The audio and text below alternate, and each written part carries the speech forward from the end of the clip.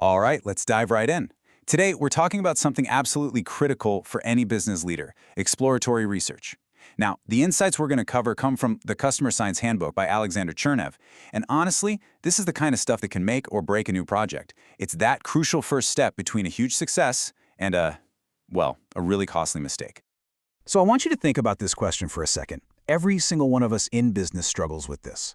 You've got all the data, right? Sales figures, analytics, but there's almost always this giant gap between what you see your customers doing and the real reason they're doing it. And that gap, that's the blind spot. That's where all the missed opportunities and hidden risks are lurking. So how do we shine a light on that blind spot? Well, that's where exploratory research comes in. The best way to think about it is like a flashlight in a dark room.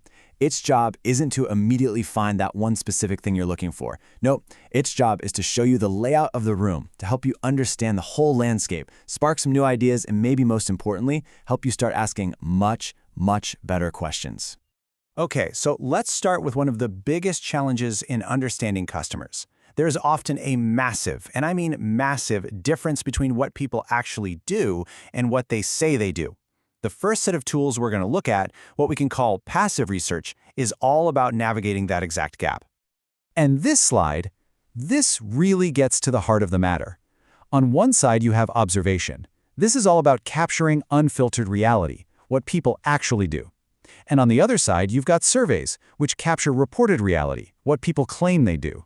Look, both of these are useful, for sure, but they are telling you two very different stories. The real power of observation is just how authentic it is.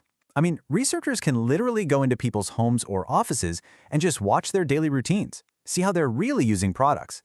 Or, they can track online behavior, sometimes called exploratory data mining, which is a fancy way of saying they're looking for patterns in digital data to see what sites people are on or what they're buzzing about on social media.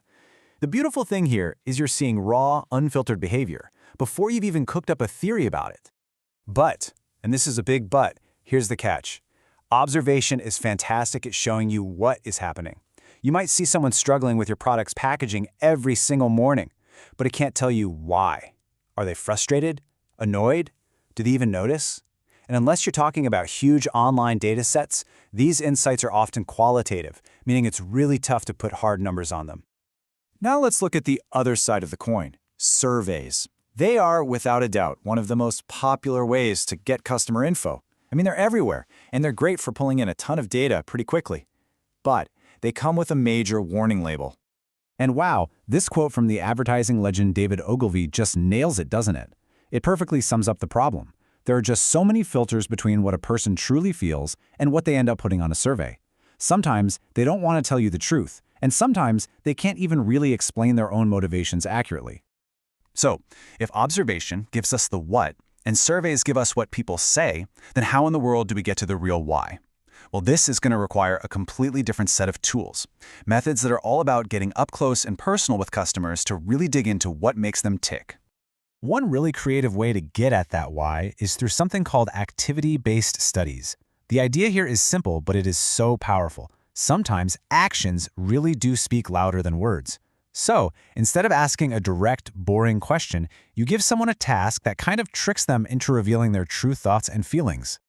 And this is where it gets fun. For instance, if you ask someone to just draw a typical user of your brand, what they sketch can reveal these deep-seated perceptions you would never get from a multiple-choice question. Or asking them to write an obituary for a dying brand. That can tell you exactly what people felt was lost. These are called projective techniques, and they basically bypass the logical part of the brain and tap right into the emotion. And then, of course, you've got the personal interview. This is the classic tool for deep diving. Whether you have a really structured, scripted interview or just a free-flowing, casual conversation, the goal is always the same. Get beyond those canned, surface-level answers. But that's the million-dollar question, isn't it? It's the biggest challenge. If you ask someone why they bought a fancy luxury car, they'll probably say something like, oh, for the reliability. It's a safe answer, a rational one, but it's almost definitely not the whole story. So how do you get past that? How do you dig deeper? This is where a fantastic technique called benefit laddering comes into play.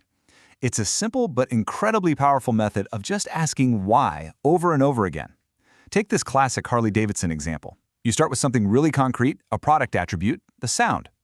Okay, why does that sound matter? Because it's distinct. And why is that important? It reminds me of riding with my friends. Okay, one more why. Because it makes me feel free. You see that? In just 4 simple steps, we climbed a ladder all the way from a product feature to a core human value, freedom. Now that's the real why. And finally, we have focus groups. You can think of them as group interviews, and as you can see here, the trade-off is pretty clear. With an individual interview, you can get incredibly deep information, but you run the risk of what's called desirability bias. That's when people just tell you what they think you want to hear. With focus groups, on the other hand, the group dynamic can spark a whole range of new ideas, but you risk groupthink, where 1 or 2 loud people can take over the whole conversation and everyone else just nods along. Okay, we've covered a ton of ground here. Observation, surveys, those cool activity-based studies, interviews, focus groups. So as a business leader, how on earth do you choose the right tool for the job? Let's try to pull all this together into a simple, practical framework. And here it is, your decision matrix. Seriously, think of this as your cheat sheet. If you need to know what people are actually doing, start with observation. If you need to measure what people say their attitudes are on a large scale, use surveys. If you absolutely have to understand the deep why behind someone's beliefs, you need to do interviews. And if you want to see how new ideas might play out in a social setting, a focus group is your best bet. Every tool has its purpose, and every tool has a pitfall to watch out for. But here's the absolute most important thing to remember. None of these exploratory methods are designed to give you the final, statistically perfect answer. That's not their job.